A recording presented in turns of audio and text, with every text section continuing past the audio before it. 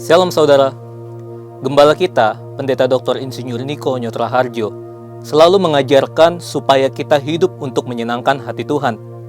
Namun, ada satu pengajaran dari kelompok Hyper Grace yang mengatakan bahwa hanya dengan menerima Yesus sebagai Tuhan, kita sudah sepenuhnya menyenangkan Tuhan tanpa perlu melakukan apa-apa lagi.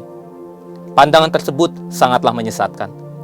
Dalam Voice of Pentecost kali ini, kita akan membahas bagaimana kita menyenangkan Tuhan dalam hidup ini.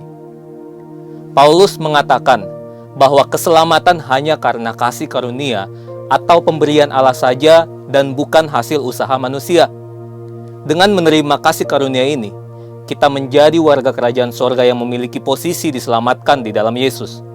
Namun, selama kita masih hidup di dunia ini, Tuhan inginkan supaya kita anak-anaknya melakukan kehendaknya. Hal ini sejalan dengan dua tema dasar perjanjian baru, yaitu pertama, bagaimana kita ditebus oleh Allah, yaitu karena kasih karunia oleh iman. Kedua, bagaimana kita harus hidup sebagai umat tebusan. Efesus 4 ayat 1 menuliskan, supaya hidupmu sebagai orang-orang yang telah dipanggil berpadanan dengan panggilan itu. Hidup berpadanan dengan panggilan dijelaskan lebih lanjut dalam Kolose 1 ayat 9-10. Sebab itu, sejak waktu kami mendengarnya, kami tiada berhenti-henti berdoa untuk kamu. Kami meminta supaya kamu menerima segala hikmat dan pengertian yang benar untuk mengetahui kehendak Tuhan dengan sempurna, sehingga hidupmu layak di hadapannya, serta berkenan kepadanya dalam segala hal, dan kamu memberi buah dalam segala pekerjaan yang baik, dan bertumbuh dalam pengetahuan yang benar tentang Allah. Nah, setelah mengerti ayat-ayat tadi, tentu kita paham bahwa argumen kelompok Hyper Grace mengenai Tuhan sudah berkenan dengan hidup kita hanya dengan menerima Yesus tanpa perlu melakukan apapun juga, jelas tidak tepat. Bayangkan, Zakheus pemungut cukai yang setelah menerima Yesus dalam kehidupannya, keesokan harinya kembali memeras orang-orang.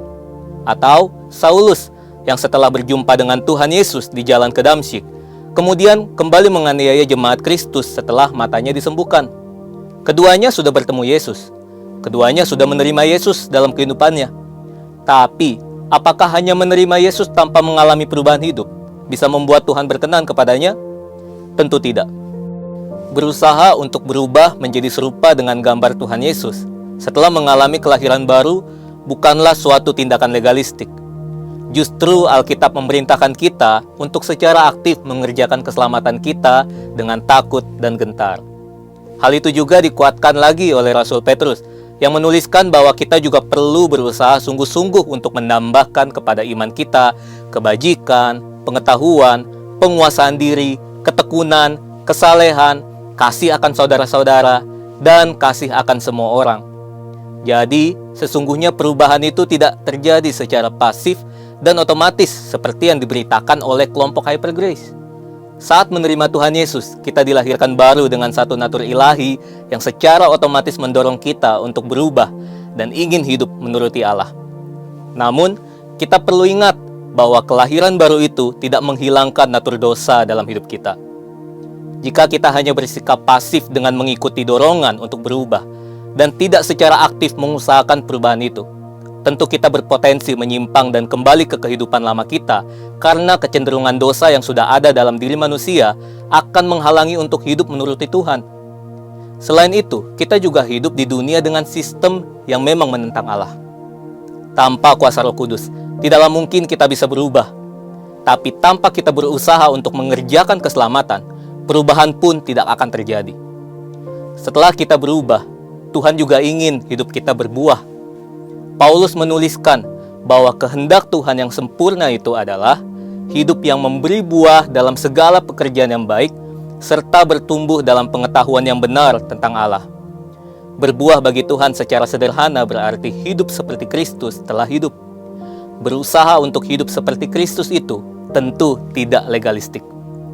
Rasul Paulus dalam 1 Korintus 15 ayat 10 mengatakan, "Tetapi karena kasih karunia Allah, aku ada sebagaimana aku ada sekarang, dan kasih karunia yang dianugerahkannya kepadaku tidak sia-sia.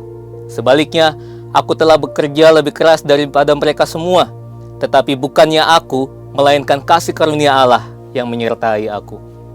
Jadi, Bagaimana kita menyenangkan Tuhan? Dengan berubah seperti Kristus dan berbuah baginya. Saudara, untuk penjelasan lebih lengkapnya dari tim teologi kami, silakan klik link yang ada di atas atau scan QR Code yang tersedia. Tuhan Yesus memberkati.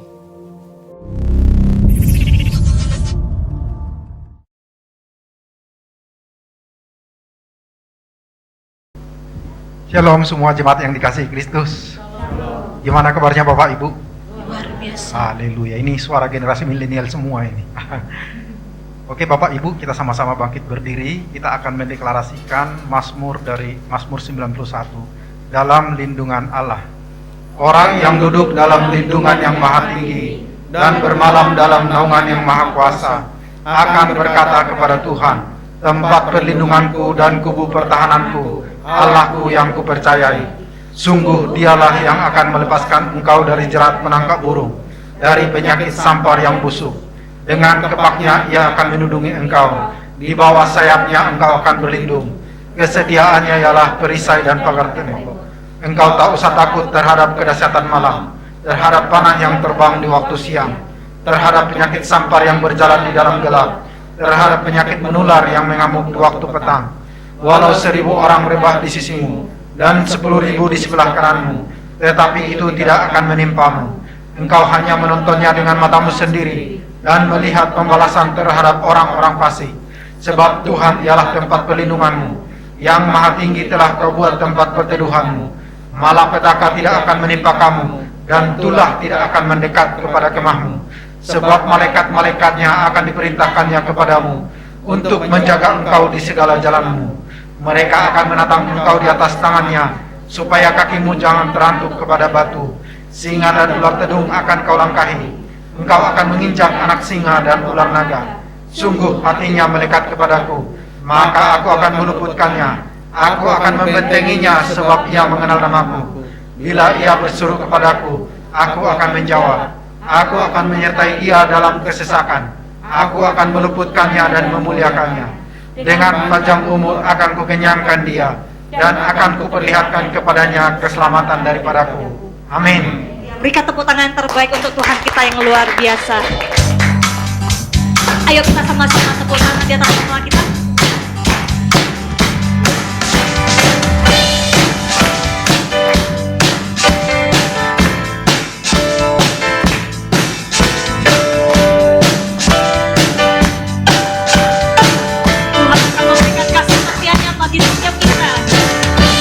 Dia akan menyediakan yang terbaik dalam kehidupan kita. Katakan amin. Amin.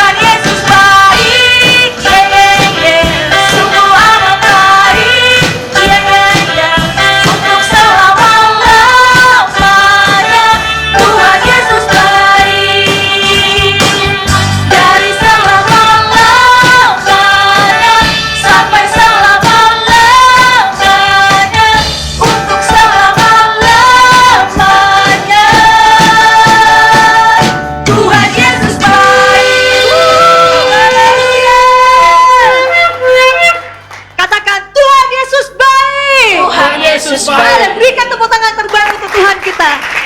Silakan duduk di dalam hadirat Tuhan. Kita akan sama-sama mendeklarasikan apa yang dimaksud dengan Pentakosta ketiga. 1. Pentakosta ketiga adalah pencurahan Roh Kudus yang dahsyat di zaman now, melebihi yang terjadi di Azusa Street. 2. Pentakosta ketiga akan mengakibatkan penuaian jiwa yang terbesar dan terakhir sebelum Tuhan Yesus datang kembali.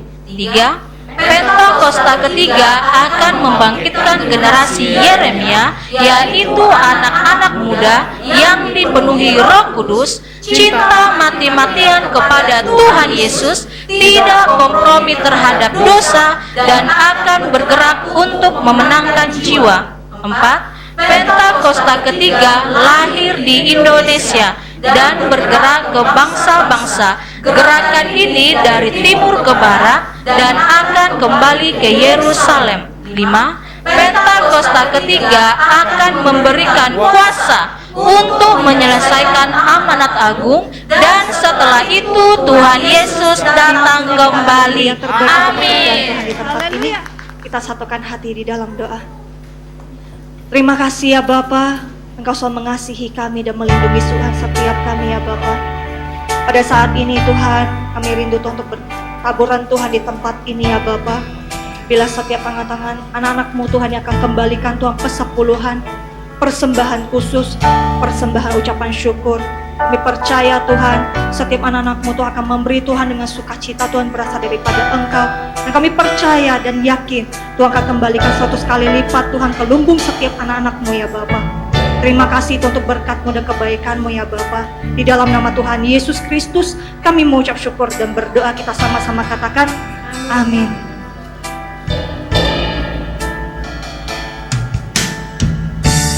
Saat ku menyembah-Mu, Roh-Mu bekerja. Saat ku memuji-Mu, Kau bertata di atas pujian. Saat ku menyembah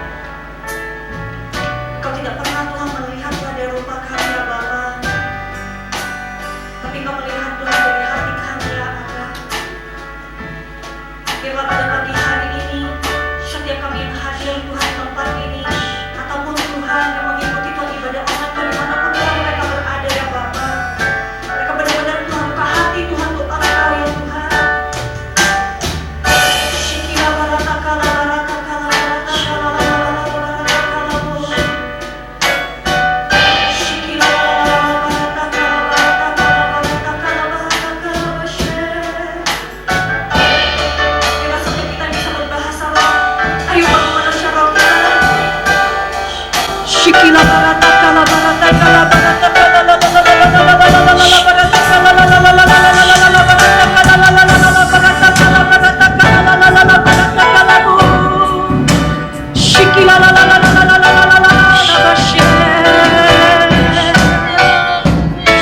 kami Tuhan.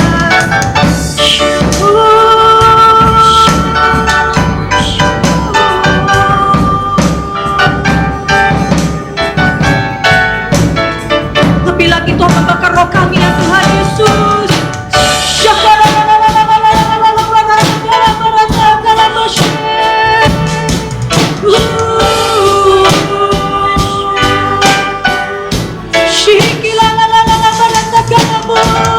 Yesus, Yesus.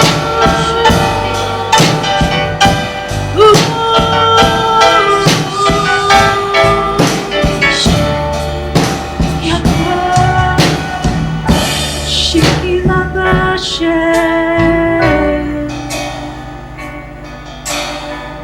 kami bersyukur Tuhan. Oh Yesus, Yesus, Yesus.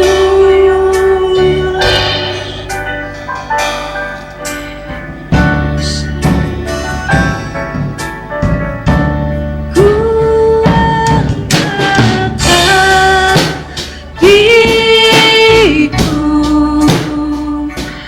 ku pandang kekudusan-Mu, satu sembah, ku puji-Mu, ku rasakan kehadiran-Mu Tuhan. Ku angkat hatiku, ku pandang kekudusan-Mu, satu sembah, ku puji-Mu, ku rasakan kehadiran-Mu Tuhan.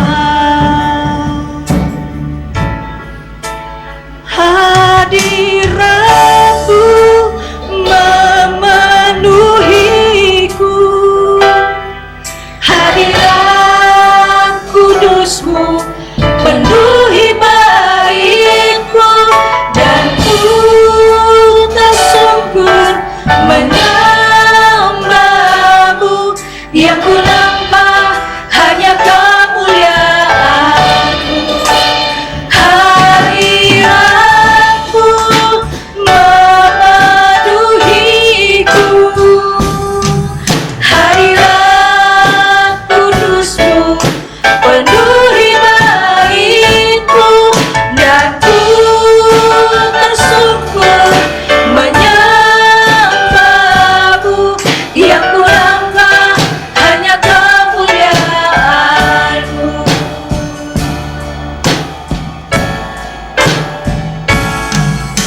Tuhan hadir di bait kudusnya, saat umat mencari wajah-Nya, berseru, berdoa, bersujud menyembah, dan menikmati kehadiran-Nya. Katakan umat-Nya yang datang dengan senang hatinya, berseru, berdoa, bersujud menyembah, dan menikmati kehadiran-Nya.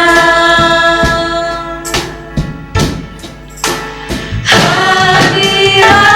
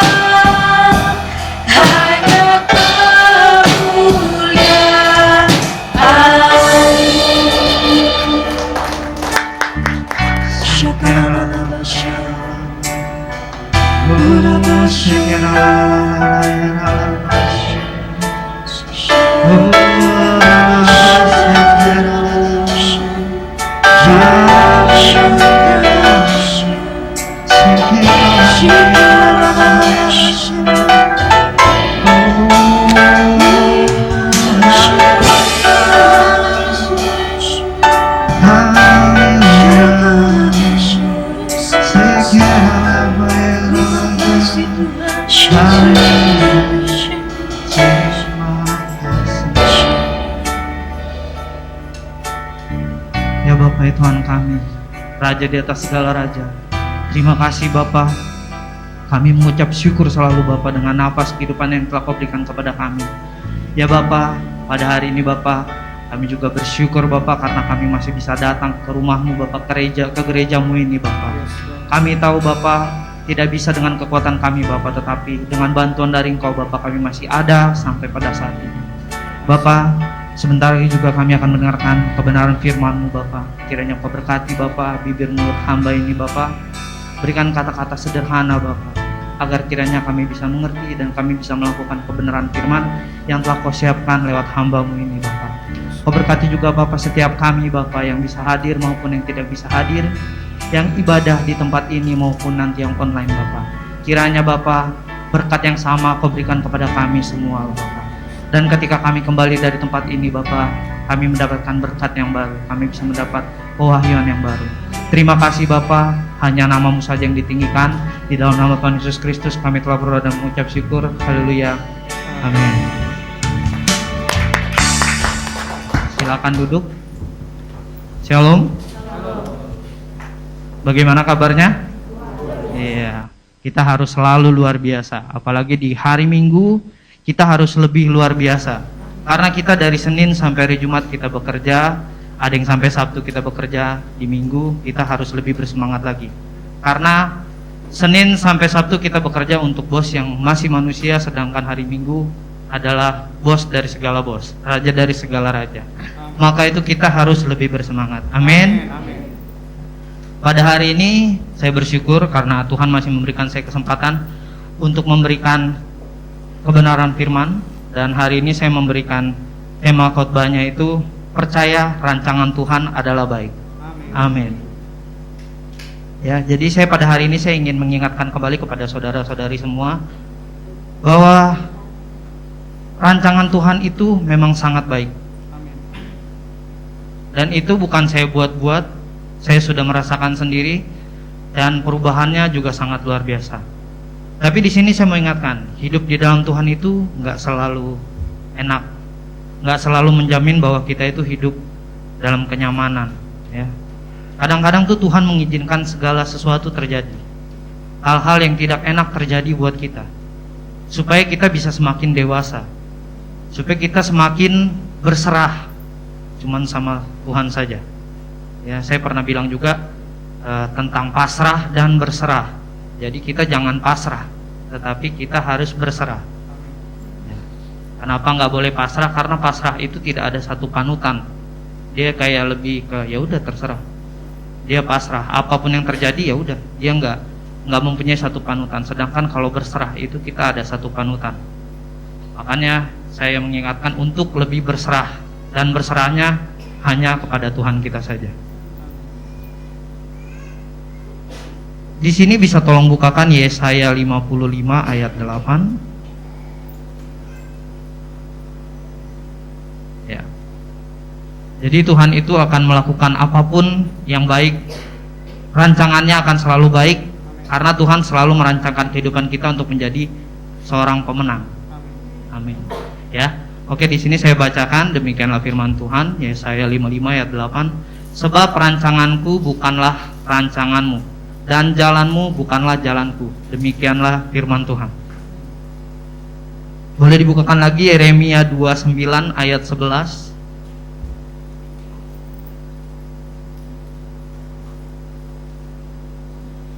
Yeremia 29 ayat 11. Ya. Demikianlah firman Tuhan. Sebab aku ini mengetahui rancangan-rancangan apa yang ada padaku mengenai kamu. Demikianlah firman Tuhan, yaitu rancangan damai sejahtera dan bukan rancangan kecelakaan, untuk memberikan kepadamu hari depan yang penuh harapan. Amin. Ya. Jadi di sini kita sudah diberitahu bahwa rancangan Tuhan itu semuanya baik, rancangan yang luar biasa. Saya juga sudah pernah beritahu kepada saudara-saudara semua bahwa saya sebelumnya bukanlah anak yang baik dulunya, ya. Dulunya saya bukan anak yang baik-baik, saya anak yang nakal, ya. Mungkin orang kalau dulu lihat saya nggak akan ada yang mau berdekatan, kenal lebih lama juga nggak mau. Karena apa? Karena saya terbiasa dengan budaya Barat. Budaya Barat, ya. Karena saya lahir di Barat. Jadi kehidupan Barat itu melengket sama saya. Baratnya bukan di US, ya. Saya lahir di Jakarta Barat. Jadi kehidupan Barat. Kehidupan di Jakarta itu memang sangat luar biasa keras, sudah itu terlalu bebas. Dulu itu saya ini terlalu nakal, berandalan, ya. Jadi bukan hanya nakal tapi berandalan. Kerjaan saya setiap hari membuat keonaran, makanya banyak orang yang tidak suka dengan saya. Saya memakai obat-obatan, bahkan saya mengedarkan obat-obatan. Jadi sangat parah, sangat kacau, ya.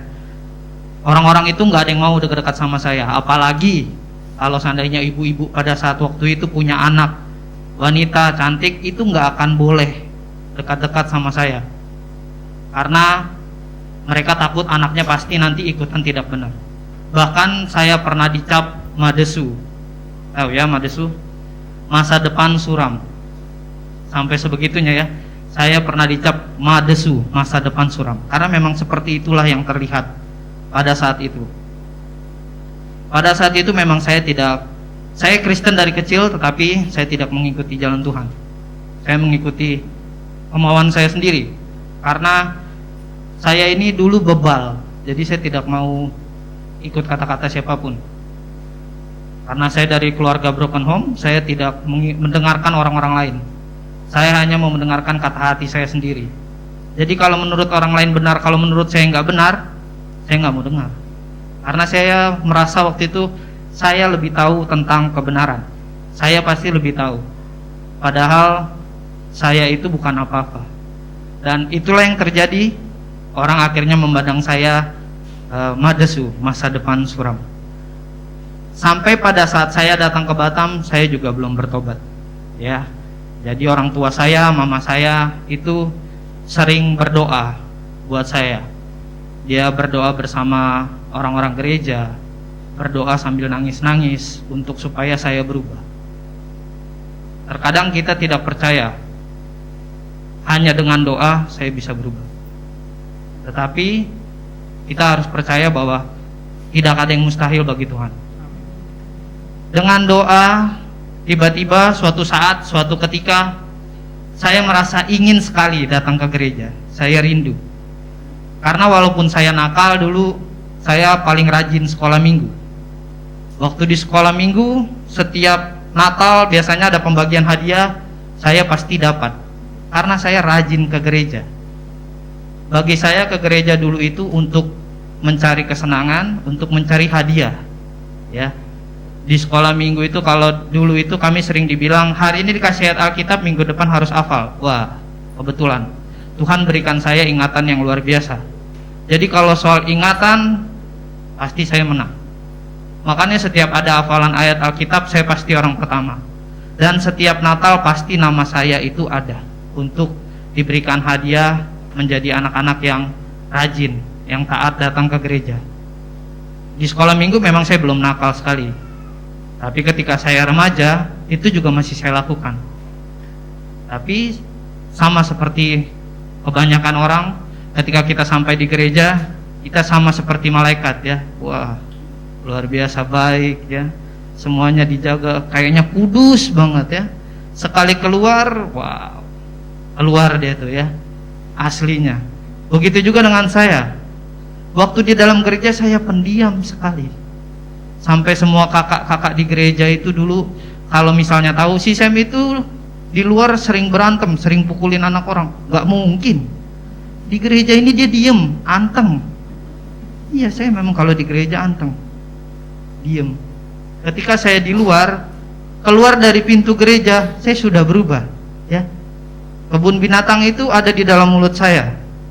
Jadi bukan hanya satu hewan, tetapi kebun binatang. Semua hewan saya sebut-sebutin ke teman-teman saya. Saya ahli dalam menghina juga, sampai saya pernah bikin satu ejekan. Saya mempunyai satu perusahaan dan saya adalah direktur utamanya. Nama perusahaan saya adalah Hina Manajemen. Jadi kami sangat ahli dalam menghina. Makanya dibilang Hina Manajemen. Ya. Jadi pada saat itu saya kembali lagi ketika saya merasakan rindu, saya datang ke gereja. Saya sempat berapi-api. Saya sempat tinggal di gereja. Saya benar-benar mencintai Tuhan. Saya berapi-api. Tetapi seperti yang Bapak pernah bilang, api bila tidak dijaga, suatu saat sumbunya menjadi hitam, bisa menjadi redup dan mati. Dan itulah yang terjadi. Ketika saya berapi-api, saya tidak menjaga api saya. Ketika teman-teman saya satu persatu mulai pergi, karena di Batam ini kebanyakan bukan orang asli Batam ya, banyak orang luar yang datang ke Batam. Jadi teman-teman saya akhirnya pulang ke kotanya masing-masing. Saya merasa sendiri. Saya merasa teman-teman saya yang biasa saya ajak ngobrol tidak ada. Akhirnya api saya mulai mengecil, makin tidak diurus, terakhir padam. Saya menghilang dari gereja. Saya juga pernah bilang saya ahli dalam melarikan diri. Ya, itulah yang terjadi. Api saya padam. Semua orang kembali lagi. Teman-teman saya, mama saya mendoakan saya lagi supaya saya bisa kembali lagi menjadi anak yang baik. Tetapi rencana Tuhan memang sangat luar biasa. Rancangan Tuhan memang sangat luar biasa. Walaupun saya meninggalkan Tuhan, Tuhan gak pernah ninggalin saya. Sampai saat ini Tuhan tarik saya kembali. Tuhan letakkan di satu tempat supaya saya lebih tahu, saya diperlengkapi lebih dalam. Sampai pada suatu saat saya datang ke tempat ini. Tuhan letakkan saya di sini. Orang bilang kebetulan, nggak ada yang kebetulan. Yang ada adalah kebenaran.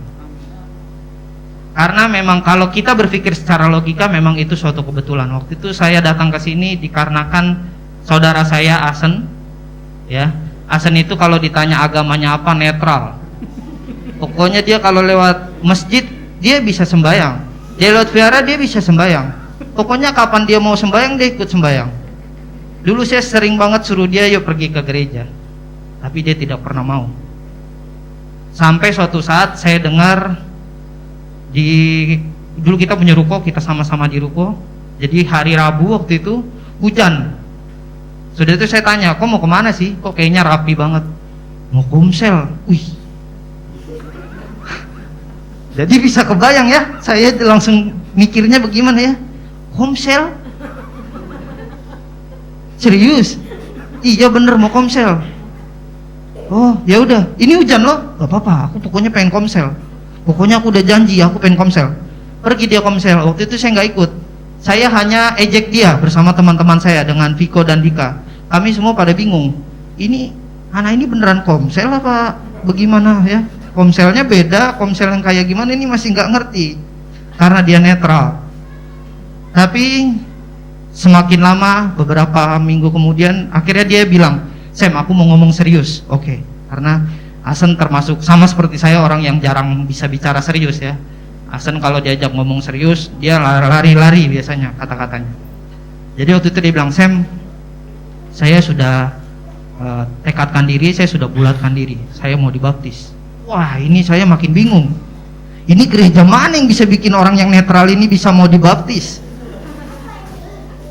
Jadi saya tanya Hasan, oh ya puji Tuhan kalau misalnya memang mau dibaptis, ya tetap kita harus mendukung dong. Jadi saya dukung.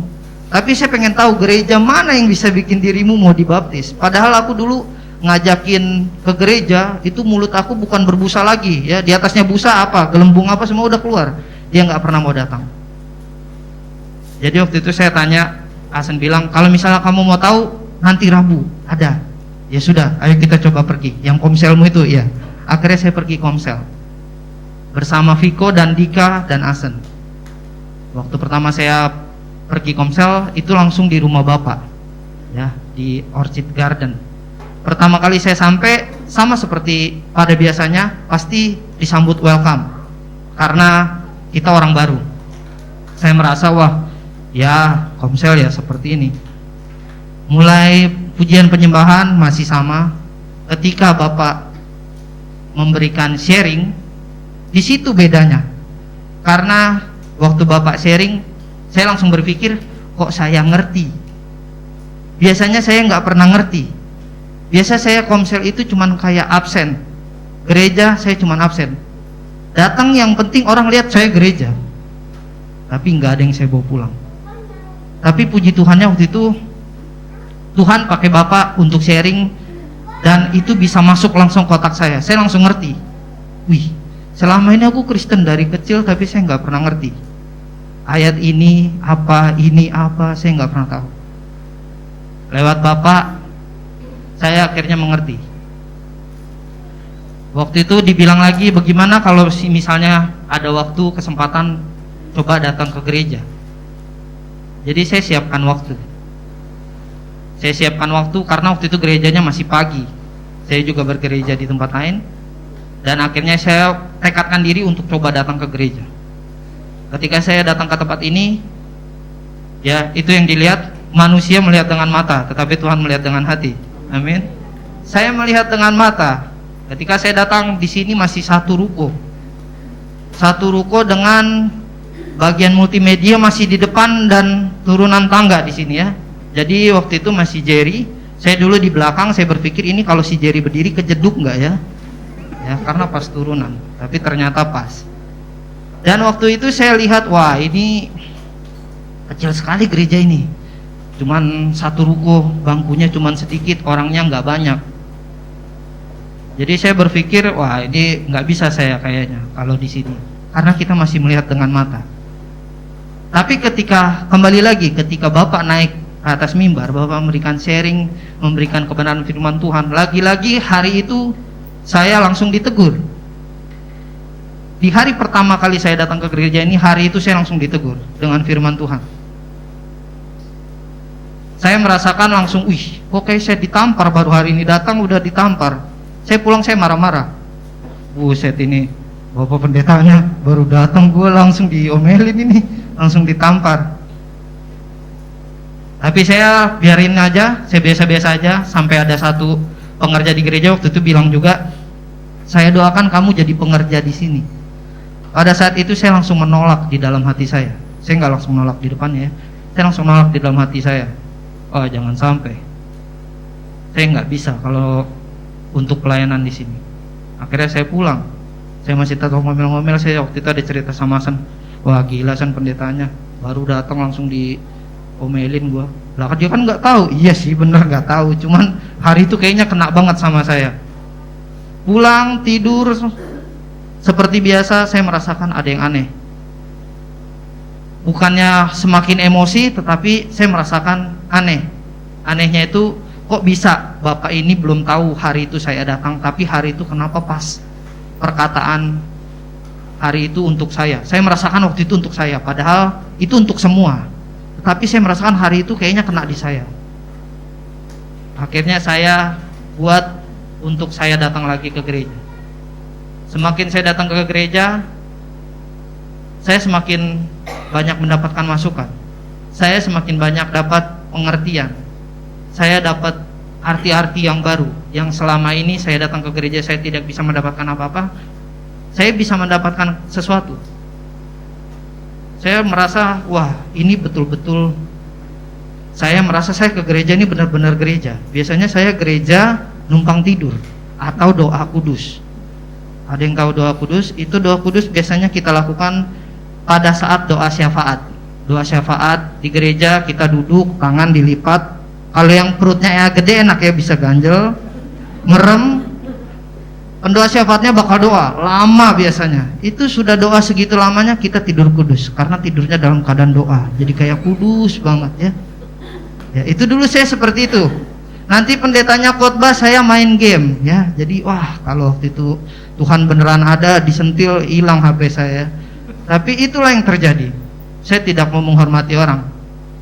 Terakhir, tidak ada kebaikan yang ada dalam diri saya, dan saya tidak pernah merasakan kasih Tuhan pada saat itu. Tapi Tuhan kembali lagi tidak pernah meninggalkan saya. Rancangan Tuhan itu baik. Tuhan panggil saya balik lagi. Tuhan letakkan saya di sini. Tuhan taruh saya di sini, saya bertumbuh dengan bimbingan dari Pak Edwin, Bu Mimi, beserta teman-teman yang lain. Saya merasa, wah, saya betul-betul bertumbuh. Ada perubahan dalam hidup saya. Ada pengertian yang baru di dalam pikiran saya. Tetapi pada saat itu juga saya sempat diintimidasi oleh iblis. Saya sempat mau menghilang lagi, dan memang saya sempat menghilang. Saya sempat menghilang dari gereja ini. Waktu itu kebetulan pas karena kerjaan, tetapi itu adalah salah satu jalan saya juga untuk menghilang. Saya diintimidasi oleh iblis. Iblis mengingatkan saya kembali bahwa saya adalah orang yang kotor. Saya nggak cocok kalau saya menjadi orang yang baik. Tuhan itu nggak akan nerima, Tuhan itu kudus. Sedangkan saya ini kotor, masa ya Tuhan mau? Memang itu kerjaan simbolis, ya, dia ingatkan kembali tentang masa lalu kita. Sehingga ketika kita tidak kuat, kita tidak punya pendirian yang kuat, kita akan balik lagi. Pada saat itu saya sempat memang, memang sepertinya saya tidak cocok. Saya nggak bisa apa-apa, saya nggak tahu apa-apa, dan memang saya nggak baik di dalam gereja. Mendingan saya balik lagi seperti dulu. Saya merasakan bebas, karena kalau diikutin orang-orang gereja ini susah ya. Harus ini, harus ini, harus ini. Yang enak-enak itu dilarang. Tapi akhirnya saya doa, saya tanya Tuhan, kalau misalnya memang Tuhan mau pakai saya, pakailah. Kalau misalnya memang ini yang terbaik dan yang Tuhan tahu, Tuhan lebih tahu siapa saya. Kalau memang Tuhan mau pakai, pakai. Saya belajar berserah. Waktu itu saya tidak pasrah. Saya berserah sama Tuhan, saya doa. Tuhan bukakan sedikit demi sedikit jalan. Akhirnya saya balik lagi ke gereja ini. Saya mengikuti KOM 102 kali. Tapi itu sangat luar biasa buat saya, karena akhirnya saya lebih mengerti lagi karena diulang 2 kali. Saya di sini diperlengkapi dengan dari Pak Edwin beserta seluruh semua teman-teman, saya diperlengkapi. Saya yang tadinya gampang goyah, saya gampang terbawa, lama-kelamaan saya semakin kokoh. Banyak cobaan yang iblis berikan dan Tuhan izinkan menjadikan ujian.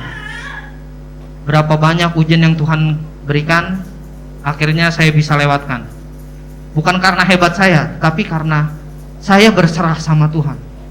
Jadi Tuhan membantu saya, memampukan saya supaya saya bisa melewati semuanya. Akhirnya Tuhan berbicara waktu itu lewat Bapak. Di drum tidak ada yang main. Sedangkan saya tidak pernah cerita ke siapapun bahwa dari kecil saya ingin sekali bermain drum. Tiba-tiba Bapak langsung datang ke saya, dia tanya, "Sam, drum kosong, kamu mau nggak main drum?"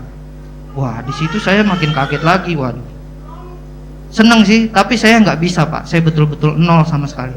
Tenang, percaya sama Tuhan, nanti semuanya diurus. Waktu itu kembali lagi saya nggak percaya, tapi saya ingatkan kembali lagi, tidak ada yang mustahil bagi Tuhan. Tuhan perlengkapkan saya, sehingga akhirnya saya benar-benar menjadi pemain drum di gereja ini. Berkat kebaikan Tuhan, saya bisa menjadi pemain drum di gereja ini. Ya, beri kemuliaan dulu untuk Tuhan. Jadi dengan semuanya itu, saya akan memberikan 3 faktor yang paling penting buat bagi saya, yang bisa mengubahkan saya dengan rancangan Tuhan sampai pada saat ini. Yang pertama itu, boleh bantu buka Yesaya 41 ayat 10. Ya. 3 faktor yang akan saya berikan kepada kita semua pada hari ini. Yang pertama itu adalah jangan takut dan jangan bimbang sama rancangan Tuhan. Ya, saya bacakan demikian firman Tuhan. Yesaya 41 ayat 10. Janganlah takut sebab aku menyertai engkau. Janganlah bimbang sebab aku ini Allahmu. Aku akan meneguhkan, bahkan akan menolong engkau. Aku akan memegang engkau dengan tangan kananku yang membawa kemenangan. Amin. Jadi jangan takut, nggak usah bimbang. Ya. Kenapa saya lama sekali baru bisa berada di titik ini di umur sekarang? Karena saya dulu sering takut, saya sering bimbang, makanya saya gampang terbawa arus karena saya bimbang. Jadi ini hal yang sangat penting. Kalau misalnya Anda mau percaya, kita semua mau percaya sama Tuhan, nggak usah takut, nggak usah bimbang, percayakan aja langsung sama Tuhan. Nggak perlu ada lagi ketakutan, nggak perlu lagi ada bimbang. Itu adalah poin yang pertama. Yang kedua, kalau Tuhan sudah berkehendak, nggak ada yang bisa lawan.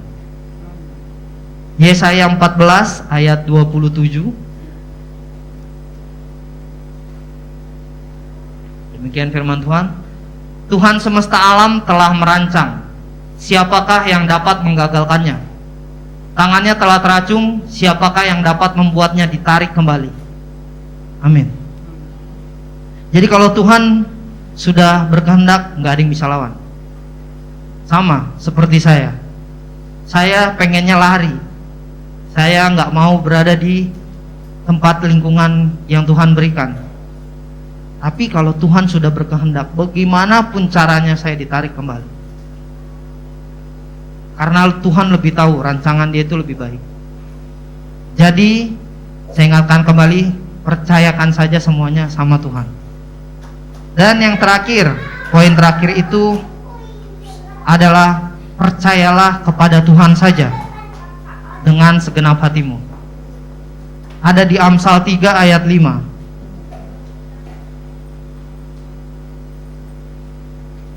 Demikian firman Tuhan, percayalah kepada Tuhan dengan segenap hatimu dan janganlah bersandar kepada pengertianmu sendiri.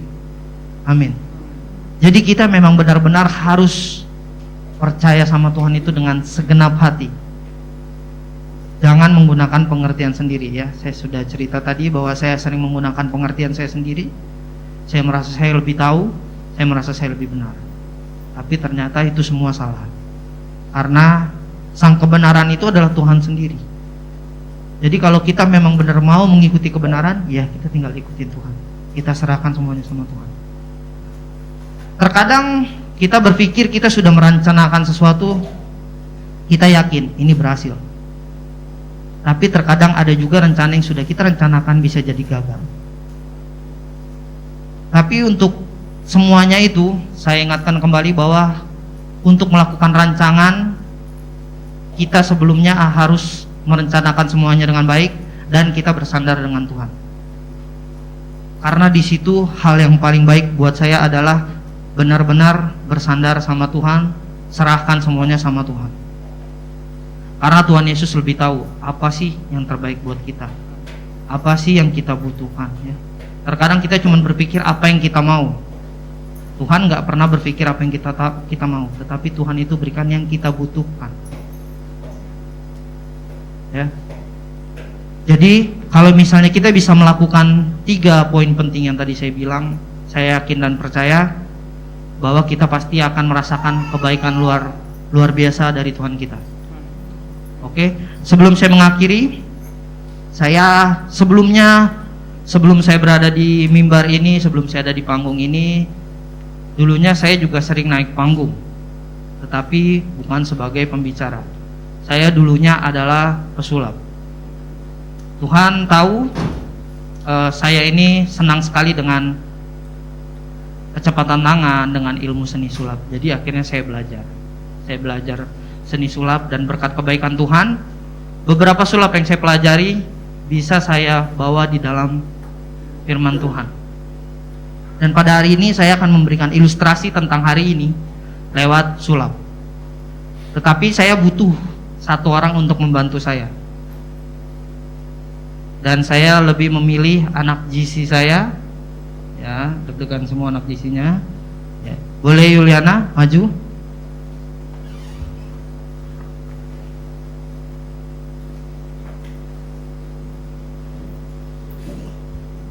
Oke. Di sini. Ya. Di sini saya sudah menyediakan saya sudah menyediakan 4 amplop. Ya. Bisa kebaca ya, ada A, B, C, dan D. Betul? Oke, sekarang Yuliana dengan tangan kanan tunjuk salah satu. D. Oke, D. Pilih satu lagi. A, oke. A dan D, A, D. Ya. Berarti sisa tinggal B dan C. Sekarang Yuliana pilih lagi satu untuk Yuliana dan satu untuk Kosem. C buat? Hah? Oke, C buat Yuliana, berarti B untuk? Oke. Berarti Yuliana memilih C. Sekarang dipegang. Kita akan buka, tetapi di sini nama sulapnya itu adalah prediksi, ya. Prediksi itu berarti sama seperti rancangan. Saya sudah merancangkan sesuatu sebelumnya. Saya sudah membuat satu rancangan bahwa saya yakin hari ini rancangan saya harusnya berhasil. Tetapi boleh kita lihat bersama. Boleh dibuka?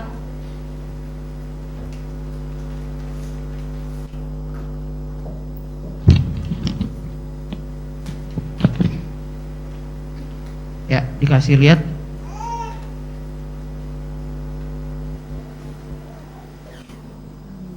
Apa tulisannya? Minuman berkalsium. Minuman berkalsium itu biasanya apa? Susu, ya. Oke, di sini saya punya satu prediksi.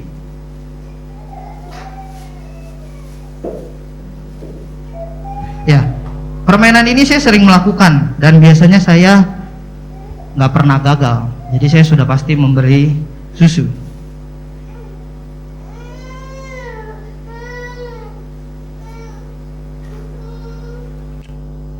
Tulisannya apa tadi? Berkalsium ya, aturan susu ya. Waduh. Ini kenapa ada tulisannya apel? Tapi begitu ya. Sama seperti yang saya bicarakan hari ini. Terkadang kita merencanakan sesuatu dan ternyata gagal. Ya, saya jadi gagal ya. Tulisannya apa? Tetapi ingat, tidak ada yang mustahil bagi Tuhan, benar? Ya. Sebenarnya ini cuma pengalihan karena saya malu aja. Di sini saya sudah siapkan gelas. Di situ adalah minuman berkalsium. Sedangkan di sini adalah minuman apel, ya. Ini ada gambar-gambar soda, berarti minuman bersoda. Terkadang kita lihat apa yang kita sudah rencanakan, kita maunya seperti ini, tetapi hasilnya gagal. Terkadang juga orang melihat dengan mata, bentuk seperti ini itu nggak akan mungkin jadi susu, benar ya?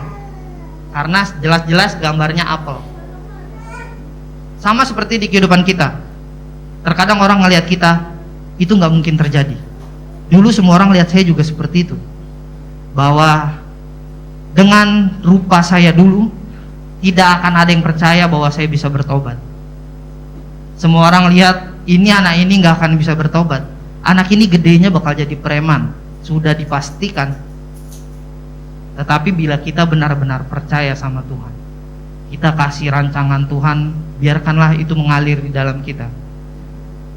Dan ketika kita percayakan semuanya sama Tuhan, yang terjadi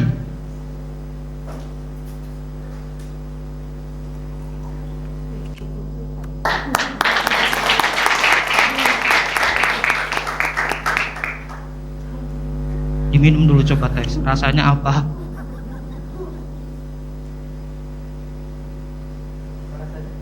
Ada rasa.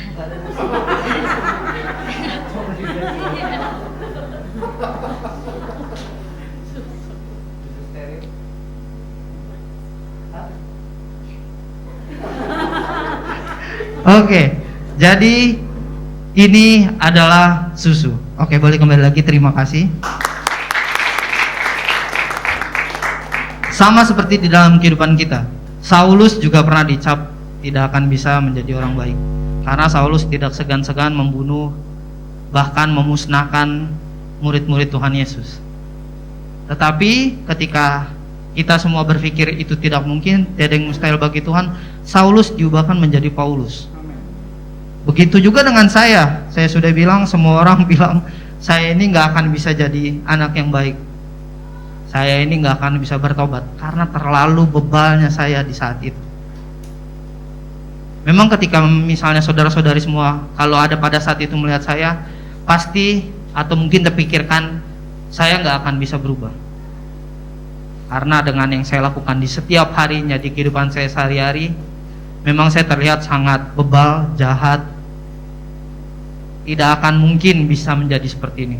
Tetapi cara Tuhan berbeda, rancangan Tuhan berbeda. Kalau misalnya dulu ada orang yang bilang saya tidak mungkin bertobat, dia salah. Tapi bukan saya yang hebat, Tuhan kita yang teramat baik dan teramat hebat. Ketika Tuhan merencanakan sesuatu dan merancangkan sesuatu, gak ada yang bisa lawan. Dulu orang bilang saya madesu, dulu orang bilang saya gak akan bertobat. Tetapi pada saat ini Tuhan memberikan saya berada di sini, memberikan kebenaran firman Tuhan, bahkan Tuhan memberikan saya bekerja di ladang anggurnya. Saya diubahkan 540 derajat dari kehidupan saya yang lama, yang orang lihat saya bukan siapa-siapa, dari orang yang takut sehingga sekarang orang senang bersama saya. Dan saya katakan kembali lagi, bukan saya yang hebat, tetapi Tuhan yang membantu saya. Itu adalah rancangan Tuhan. Maka dari itu kita semua harus benar-benar berserah, percaya bahwa rancangan Tuhan adalah baik.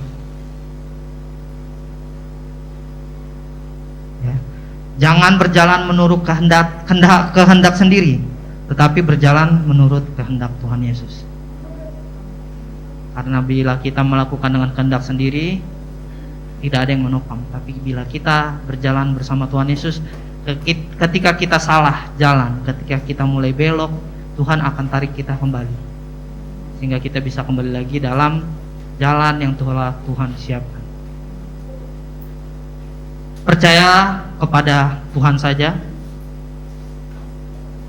Biarkan rancangan Tuhan terjadi. Bila Anda bisa melakukan 3 hal yang tadi, Tuhan yang sama yang mengubahkan Saulus menjadi Paulus, yang mengubahkan saya dari kehidupan lama menjadi yang baru, itu Tuhan yang sama juga yang akan mengubahkan kita semua menjadi rancangan yang lebih baik lagi.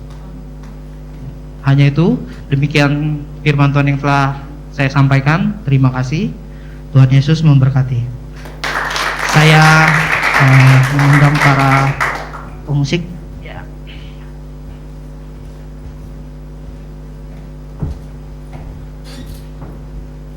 Oke, mari kita semua bangkit berdiri. Ya, kita akan menyanyikan sebuah lagu.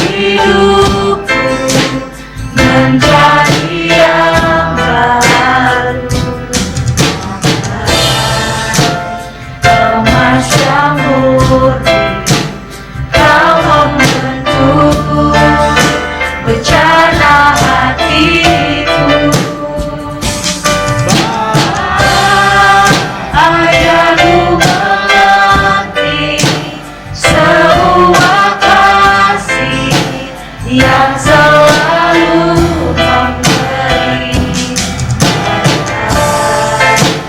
air mengalir yang tiada pernah berhenti.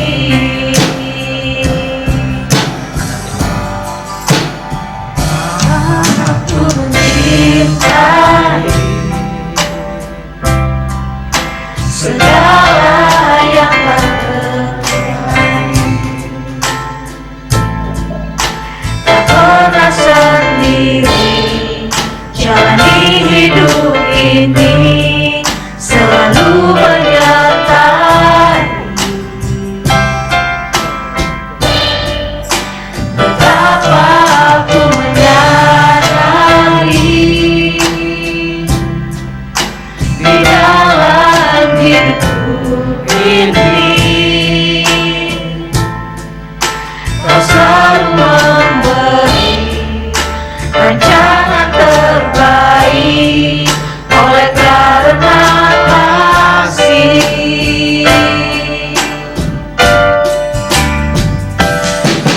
Maha sentuh hatiku, ubah hidupku menjadi yang baru. Emas yang murni, Kau membentuk bejana hatiku. Apa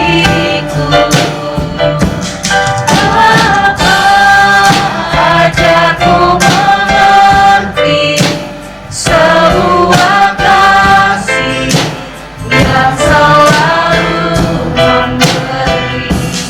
memberi air mengalir yang tiada pernah berhenti.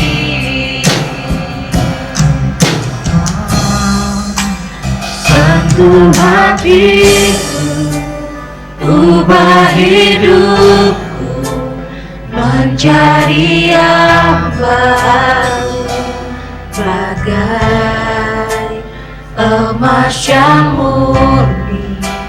Kau membentuk bejana hatiku.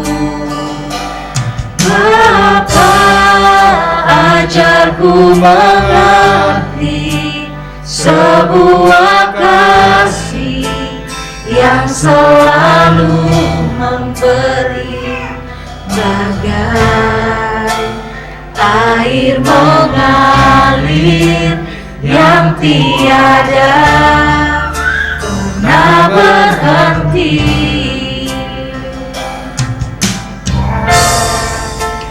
Air mengalir yang tiada pernah berhenti, bagai air mengalir yang tiada pernah berhenti.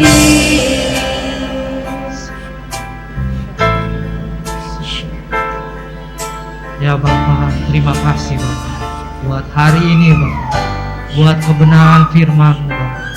Sama seperti lagu yang telah kami nyanyikan Bapa. Ubah kami Bapa. Kami percayakan semuanya kepada rancangan-Mu Bapa. Kami terlalu amat percaya Bapa bahwa rancangan-Mu adalah baik. Kami yakin dan percaya Bapa bahwa Engkau akan selalu menarik kami kembali Bapa ke tempat yang baik. Karena Engkau lebih tahu Bapa hidup kami, dan Engkau lebih tahu Bapa rancangan yang terbaik untuk kami. Ya Bapa, terima kasih Bapa buat segala kebaikan-Mu dan kemurahan-Mu Bapa, sehingga kami masih ada sampai pada saat ini Bapa. Ditinggikanlah selalu Bapa nama-Mu Bapa. Dan Bapa, ajarkan kami Bapa untuk lebih lagi Bapa bersandar kepada rancangan-Mu saja. Terima kasih, kami telah mendengarkan kebenaran Bapa, dan kiranya Bapa berikan kami bisa menjalankan semuanya Bapa dengan kebaikan-Mu Bapa, dan kami serahkan Bapa di dalam kuasa nama-Mu Bapa. Hanya di dalam nama Tuhan Yesus Kristus kami telah berdoa dan mengucap syukur. Haleluya.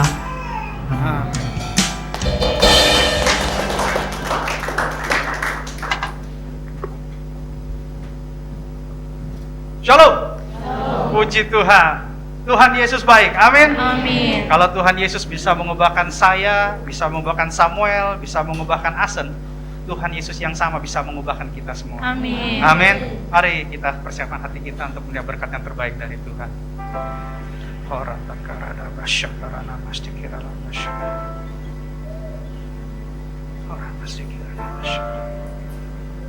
Kekasih-kekasih Kristus, sama seperti engkau membuka kedua tanganmu dan pintu hatimu di hadapan Tuhan, pintu surga terbuka di hadapanmu.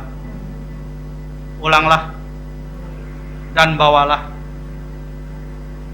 berkat rancangan Tuhan, berkat pembaharuan, berkat pemulihan, berkat kelepasan, berkat pengudusan, berkat keselamatan, berkat kemenangan, keberhasilan, bahkan keberuntungan, dan berkat Abraham, Ishak, dan Yakub, dan shalom dari Allah Bapa kita di surga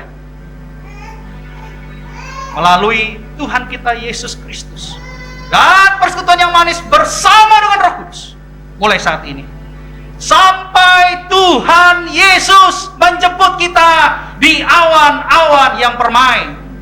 Sebagai kita orang percaya yang sudah menerima berkat Tuhan, sama-sama kita katakan amin. Selamat hari Minggu, Tuhan Yesus berkati. Shalom.